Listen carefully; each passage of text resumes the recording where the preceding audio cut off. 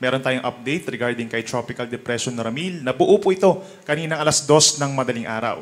As of 10 in the morning naman, ay huli itong namataan 760 kilometers na lamang po sa may silangan ng Virac, Catanduanes. Ito ay bahagyang lumakas from 45 kph, naging 55 kilometers per hour po ito malapit sa gitna at may pagbugso hanggang 70 kilometers per hour. At kumikilos po southwestward or patimog kanluran at 25 kilometers per hour. Base po sa ating latest animation, wala pang direktang epekto itong si Bagyong Ramil, subalit yung trough o yung outer portion nitong bagyo ay nakaka-apekto na dito sa may Bicol at sa may Eastern Visayas, habang patuloy pa rin yung mga pag-ulan for today over the eastern sides of other areas pa in Luzon dahil pa rin yan sa easterlies o yung hangin po galing sa may silangan. Base po sa pinakahuling track ng Pag-asa, inaasahan within the next 24 hours po westward or pakanluran po ang movement nito. So ibig sabihin talaga ay direkta po itong makaka-apekto po dito sa may Kabikulan. Magkakaroon ng close approach dito sa may northern and eastern Samar, pagsapit po bukas ng umaga. Then pagsapit naman ng tanghali hanggang hapon, magkakaroon po ng landfall dito sa may Kabikulan. So maaaring magkaroon ng landfall ng mga 2 o 3 beses, depende po dun sa mga isla na tatamaan ito, lalo na sa may Catanduanes, sa may eastern coast po, sa mga eastern islands ng Camarines Norte and Albay. Then afterwards, magkakaroon din ng close approach po pagsapit po ng gabi dito sa may Camarines Provinces and Quezon Province. Pagsapit naman po bukas ng umaga, posible itong magkaroon ng panibagong landfall dito po sa may area ng Northern Quezon, kabilang ang Polillo Islands or sa may Southern Aurora. So simula naman Sunday ng umaga hanggang sa gabi ng Sunday ay babagtasin po nito itong timog na bahagi ng Northern Luzon, buong Central Luzon, and affected din po ang malaking bahagi ng Calabarzon, and that includes Metro Manila. So pagsapit po ng Sunday ng gabi, nasa may karagatan na ito sa may West Philippine Sea at lalabas ng ating Philippine Area of Responsibility po sa Monday ng umaga or tanghali. In terms of intensity, possibly po mamayang gabi lumakas pa ito bilang isang tropical storm at magkaroon ng international name. Nakikita natin yung estimated na lakas ito habang lumalapit po dito sa may Luzon ay nasa 65 to 75 kilometers per hour. So may kalakasan pa rin po ang hangin na daladala nito, no? And in terms of lawak niya, medyo malawak din po sa ngayon at posibleng lumawak pa ito habang lumalapit dito sa may Luzon. Kaya malaking bahagi nga po nito, Luzon and Eastern Visayas, directly maapektuhan ng mga pabugso-bugsong hangin at may kalakasang pag-ulan. We also have to take note itong cone of probability na tinatawag natin, no? So sa ngayon, nasa Hilagang Bicol, yung posibleng daanan po ng bagyo. Pero knowing na ito ay meron pa rin cone of probability or uncertainty na posible pa siyang bahagyang umakyat, so maaaring magkaroon ng landfall for the first time dito sa may Aurora, Isabela area, pero mas nagli-lean towards the southern movement po itong bagyong si Ramil, no? Maaaring magkaroon ng paglapit pa dito sa may Northern Samar, then magkaroon ng landfall dito pa sa may parting Albay, Southern Catanduanes and Camarines Sur.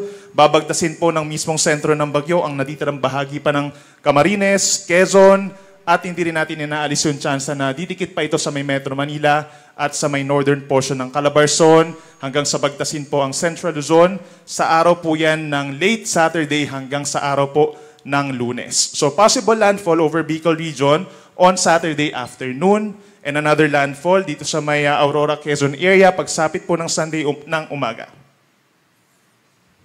Sa ngayon po, meron tayong nakataas na wind signal number 1 or babala sa hangin dito po sa may Southern Luzon and Eastern Visayas. Eastern portion, kabilang ng Quezon and eastern portion of Quezon, kabilang ng Polillo and Alabat Islands. Meron na rin tayong signal number 1 pa rin sa Camarines Norte, Camarines Sur, Catanduanes, Albay, Sorsogon, gayon din sa Burias and Ticao Islands, Northern Samar, northern portion of Samar, at northern portion of Eastern Samar. Mas maraming lugar pa po sa Luzon and Visayas ang magkakaroon ng mga wind signals habang lumalapit po itong si Bagyong Ramil at posible tayong magtaas ng hanggang wind signal number 2, knowing po na ito ay approaching sa atin as a tropical storm. So yung estimated po na lakas nito is around 65 to 75 kilometers per hour base po sa pinakahuling track ng Pag-asa. So yung effect po nito, for sure, hindi pa nararamdaman, no, base po dun sa ating latest animation. So we're giving our public po the time, ngayong araw na po, para po maghanda at mag-reinforce ng bahay para po dun sa mararamdaman natin na malakas na hangin at malakas po na mga pag-ulan.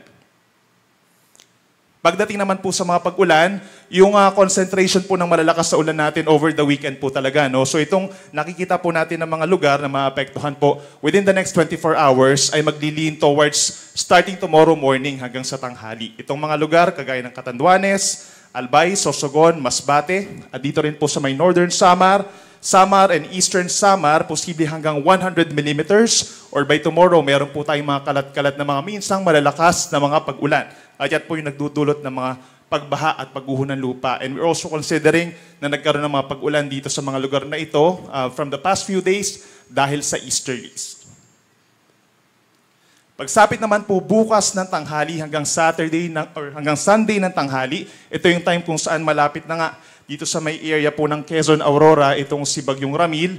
Maraming lugar ang posible magkaroon ng hanggang 200 millimeters sa dami ng ulan.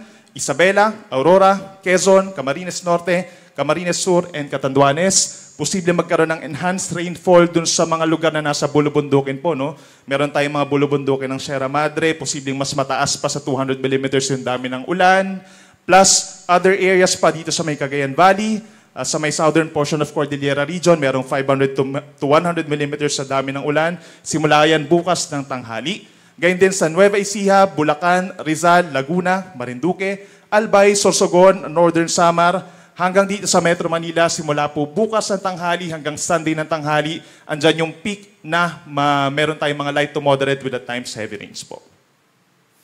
At pagsapit naman po ng Sunday noon hanggang sa Monday noon, ito yung time naman kung saan halos nandito na sa may Ilocos region yung bagyo at palayo na rin po dito sa may West Philippine Sea. Magkakaroon pa rin na pag-ulan simula po Sunday ng tanghali ang buong or halos buong Northern Luzon except dito sa may Batanes. Gayun din ang mga probinsya po ng Zambales, Tarlac, Nueva Ecija, and Aurora, light to moderate with at times heavy rain. So yung mga nakikita po natin lugar for itong last 3 slides po natin, posible tayong magtaas dyan ng mga heavy rainfall warnings, no, mapa red, yellow, or orange po yan. Ibig sabihin, posible pa rin itong mag-cause ng mga malawakang mga pagbaha at pagguho ng lupa po sa inyong lugar. Sa ngayon po, as of 11 in the morning, wala pa namang nakataas na gale warning, pero posible tayong magtaas ng mga gale warning po simula po mamayang gabi or bukas ng madaling araw dun sa mga lalapitan po ng bagyo, sa may eastern seaboard or eastern coast po ng Quezon at sa may eastern coast ng Samar Island. At ngayon po, meron na tayong babala agad sa storm surge or daluyong. Ibig sabihin, over this weekend, posible po ang 1 to 2 meters na taas ng daluyong dun sa mga coastal communities natin dito sa may southern Cagayan, pababa ng Isabela, Aurora, Quezon, Camarines Norte, Camarines Sur, Catanduanes, Albay, Sorsogon, at Northern Samar. So sa ating mga nakatira po sa mga baybayin or malapit sa baybayin, pinapayuhan na po natin na makipag-coordinate sa inyong mga local government units kung kinakailangan nga ba ng evacuation habang papalapit pa or habang wala pa naman sa ngayon itong si Bagyong Ramil sa inyong lugar. Yan po muna latest mula dito sa Weather Forecasting Center ng Pag-asa. Maraming salamat po. Maraming salamat po sa ating weather forecaster at ang ating weather specialist from the Weather Division, Engineer Benison Estareja. At para naman po sa updates ng ating mga binabantayang mga dams at iba pang mga hydrological updates, tawagin po natin ang ating weather specialist at ang duty hydrologist po from the Hydrometeorology Division, Ms. Aileen Abelardo.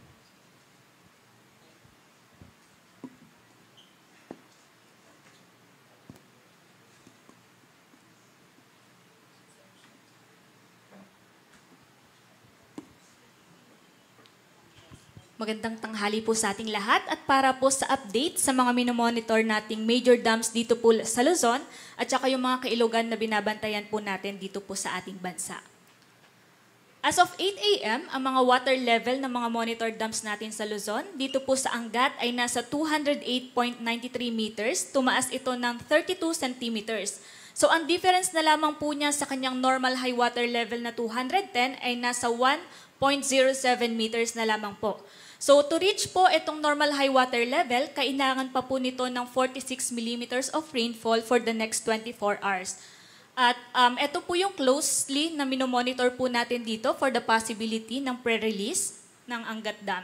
At kung sakali man po na makareceive tayo ng advice from the dam managers at saka operators na magpe-pre-release po sila, ay magbibigay po tayo kaagad ng advice sa mga lugar na posible pong maapektuhan dun po sa mga pag-release po ng tubig sa Angat Dam. Dito naman po sa Ipo Dam, nasa 100.78 meters, may pagtaas po ito na 2 centimeters at may 32 centimeters na lamang po siyang kababaan dito sa kanyang normal high water level na 101.1 meters. For De La Mesa Dam, nasa 79.28 meters, may pagbaba na 4 centimeters at meron pa pong difference na 91 centimeters sa kanya pong spilling level na 80.15 meters. For the Upper Wawa, dito po sa Rodriguez Rizal, nasa 127.17 meters. May pagtaas po ito na 40 centimeters at may difference pa na 7.83 meters sa kanya pong normal high water level na 135 meters. Dito naman po sa 3 cascading dams, sa pinakataas po, which is yung Ambuklaw Dam, nasa 750.34 meters. May pagbaba ng 23 centimeters at mas mababa pa siya ng 1.66 meters sa kanya pong normal high water level na 752. For the Binga Dam or yung nasa baba ng Ambuklaw Dam, nasa 573.60 meters. Tumaas ito ng 51 centimeters at meron na lamang pong 1.4 meters na difference or mas mababa sa normal high water level na 575 meters. At yung San Roque Dam po, ito yung pinakababa or downstream po ng Ambuklaw Binga na nasa 273.62 meters. Tumaas po ito ng 12 centimeters at meron na lamang pong difference na 6.38 meters sa kanya pong spilling level or normal high water level na 280 meters. So to reach po ito pong normal high water level, kailangan pa po ng mahigit 200 millimeters of rainfall within the next 24 hours. At dito naman po sa may Pantabangan Dam, sa Nueva Ecija, nasa 214.49 meters, tumaas ng bahagya ng 2 centimeters, pero yung difference niya sa kanya pong normal high water level na 221 ay nasa 6.51 meters pa, at kailangan pa po nitong ng mahigit 500 millimeters of rainfall para po ma-reach niya itong kanyang normal high water level. At for the Magat Dam, 186.74 meters, bumaba ng bahagya ng 2 centimeters at meron na lamang pong 6.26 meters na difference or mas mababa sa kanya pong normal high water level na 193 meters. So to reach naman po ang kanyang normal high water level, kailangan po ng 55 millimeters of rainfall within the next 24 hours. So ito din po yung isa sa closely na minomonitor po natin for the possibility din po ng pre-release. And kung pag meron din pong advice from the manager or operators po, ay magre-release din po ang DOST Pag-asa ng advice dun po sa public.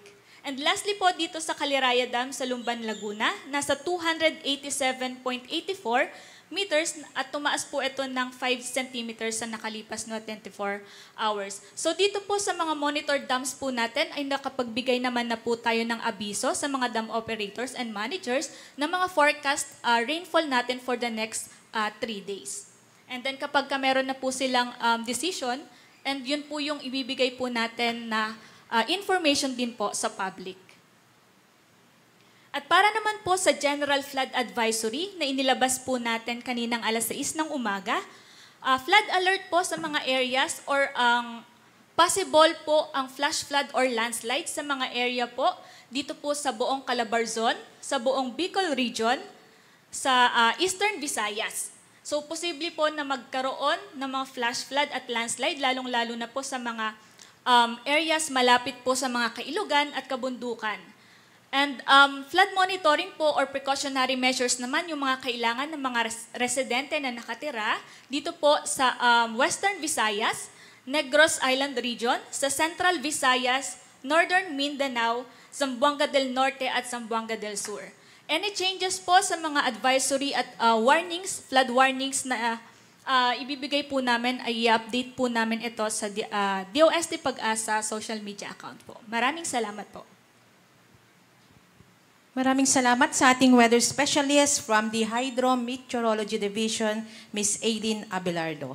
At bago po tayo magbasa ng mga ilang katanungan po sa ating mga SOCMED page, acknowledge po natin yung ating mga some of our Pag-asa officials nandirito po ngayon, ang ating pong Deputy Administrator for Research and Development, Dr. Marcelino Q. Villapuerto II, at kasama din po natin ang ating pong Deputy Administrator for Admin and Engineering Services, Ms. Shirley J. David. Kasama din po natin mula po sa Weather Division, ang Assistant Weather Services Chief Engineer Christopher F. Perez, at mula po sa Hydro Meteorology Division, kasama po natin si Dr. Ronaline Macalalad. At kasama din po natin ang hepe po ng Pag-asa National Capital Region Pag-asa Regional Services Division, Engineer Lorenzo Moron. Okay, so at this point, magbabasa na po tayo ng ating mga katanungan mula po sa ating Facebook page ng Pag-asa. Mula po kay Wendy Lay. Good day po, ma'am. Sir, maari po bang humina ang bagyo pagkatapos ng unang landfall niya sa Bicol? Sino? Okay. From the weather.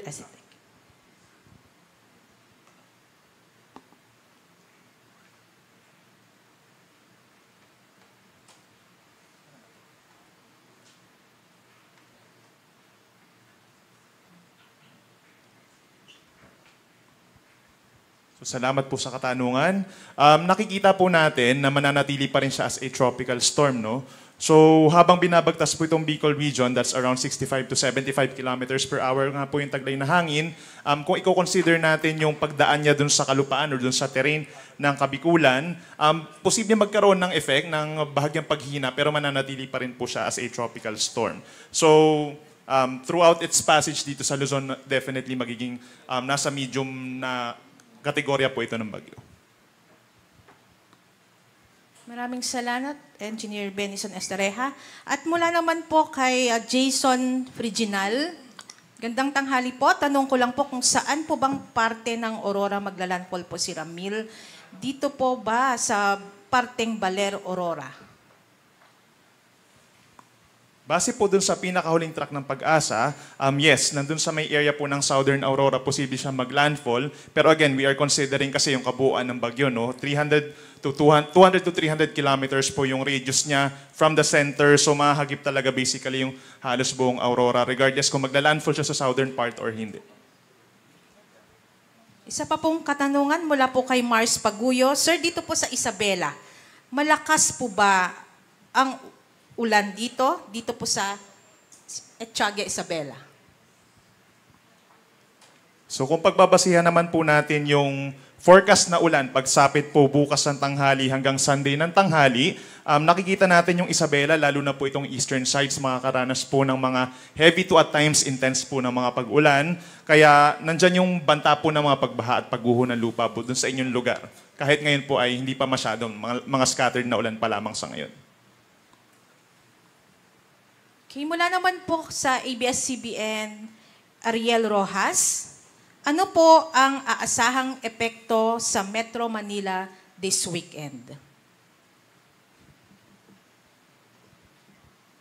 Okay, so for Metro Manila po, we're expecting na makulimlim ang panahon at considering nga na based dun sa ating latest track po, no?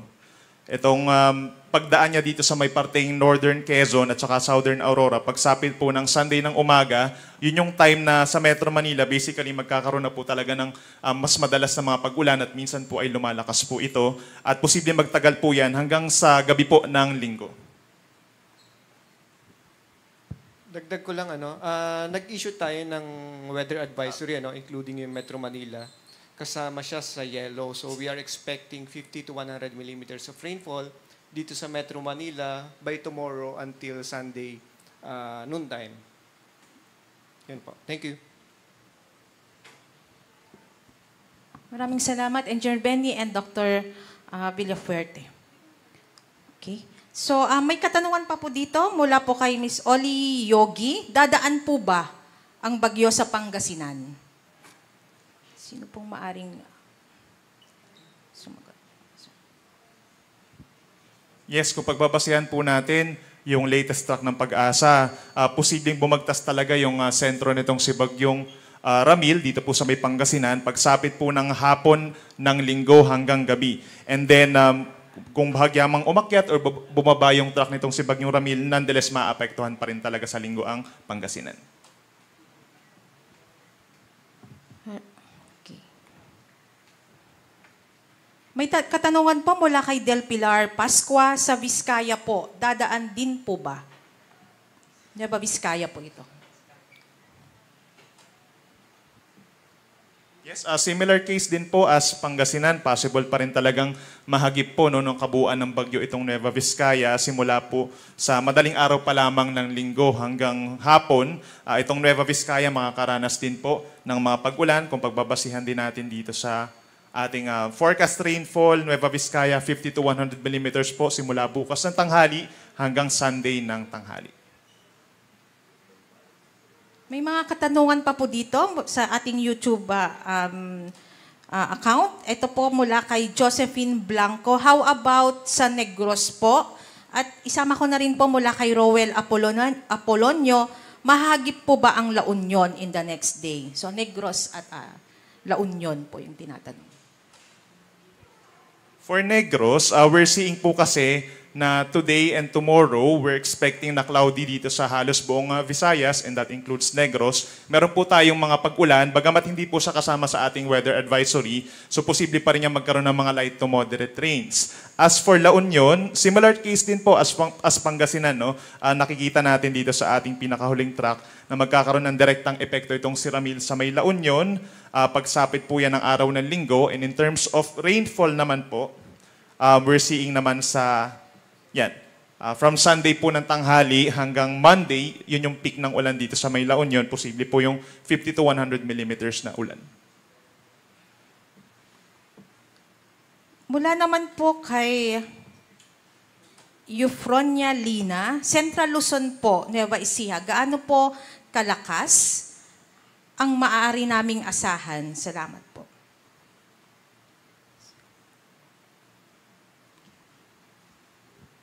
For Central Luzon po, nakikita natin kasi na posibleng habang pababa ng pababa po yung ating track, no? Yung Central Luzon talaga, kabuuan po nito magkakaroon talaga ng direktang epekto as early as Sunday pa lamang po ng madaling araw at posibleng magpatuloy nga yung mga pabugso-bugsong hangin nasa tropical storm category po ito, and yung mga pag-ulan natin, lalo na sa may parting Aurora, sa may Nueva Ecija, Bulacan, dyan yung may pinakamalalakas na ulan. Other areas of Central Luzon, mga 50 to 100 millimeters pa rin po throughout this weekend.